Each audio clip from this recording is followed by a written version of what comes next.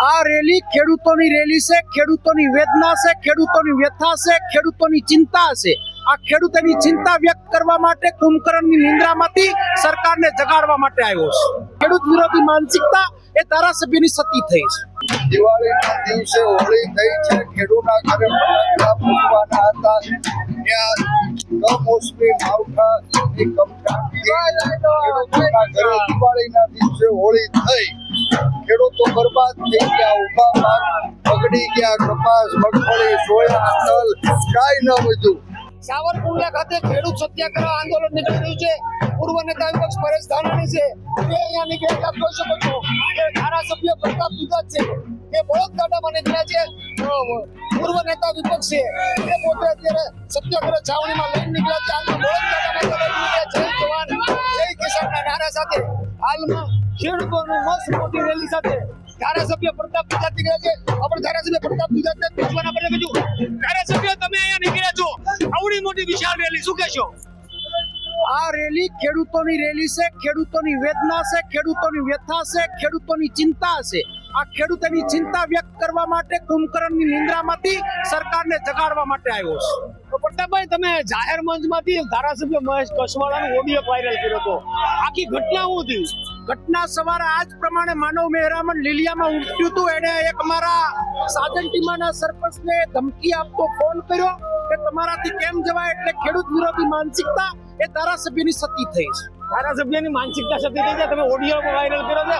હાલમાં દેવા માફી માટે તમારા શું આગામી દિવસોનો પ્લાન? આવતીકાલે લાઠી, બાબરા અને એના પછીના દિવસે અમારી ખેડૂત અને સત્યાગ્રહની એક આખી યાત્રા, પદયાત્રા સાથે અમરેલી અમે આવેદન આપશું અને પછીની રણનીતિ મીડિયા સમક્ષ રજૂ કરીશું। હાલમાં પ્રતાપ દુધાત છે તે બળદગાડામાંથી રેલીમાંથી નીકળ્યો છે। હું કેમેરામેનને કહી કે આગળથી આગળના દ્રશ્યો બતાવે કે ખેડૂતોના માટે ખેતી બચાવો અભિયાન કરતા કોંગ્રેસ નેતા પ્રતાપ દુધાત, પૂર્વ નેતા વિપક્ષ પરેશ ધાનાણી અવાજ સાથે અત્યારે ખેડૂતો માટે ઢોલ નગારા સાથે નીકળી પડ્યા છે। હાલમાં ખેડૂતો માટે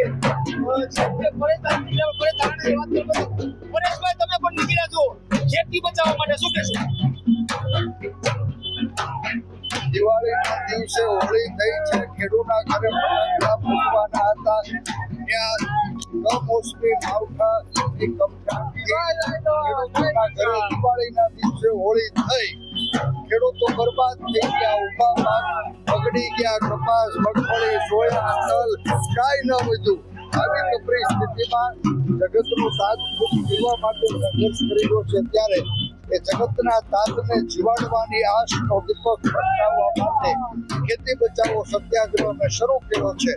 15 મુદ્દાઓની વિવિધ માંગણીઓને લઈ અને ખેડૂત વિરોધી સૂચેલી સરકારને જગાડવા આજ સાવરકુંડલાના ભાદરમાં આ નાવલીએ ખેડૂત બચાવોનો નારો આવ્યો।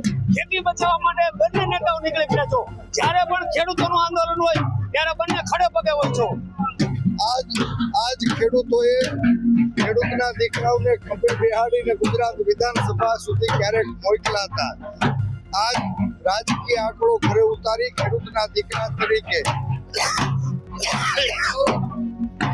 જગતના તાતની આકલ પડી છે। આ જગતના તાતની આકલ પડી છે, જગતના તાતને સૌની મદદની જરૂર પડી છે, ત્યારે અમે સૌ સાથે મળી જગતના તાતને નિવાડવા ખેતી બચાવો અભિયાન આગળ વધારી રહ્યા છે। હજારોની સંખ્યામાં આવેદન પત્ર આપવા નીકળ્યા છે। તો કેમેરામેનને કહીશ કે આગળ બેનરો છે, પશુ ઘાસચારાથી લઈ અને વિશાળ સંખ્યામાં ખેડૂતો ટ્રેક્ટર બળદગાડા સાથે નીકળ્યા છે। હાલમાં કપાસ અને મગફળીના જે છોડ છે તેને પણ સાથે લીધા છે। હજારોની સંખ્યામાં ખેડૂતો છે એ સાવરકુંડલાના રાજમાર્ગો પર નીકળી ગયા છે અને ખેતી બચાવો અભિયાનમાં પૂર્વ નેતા વિપક્ષ પરેશ ધાનાણી અને પ્રતાપ દુધાત આગળ। ફારૂક કાદરી, ગુજરાત તક, અમરેલી।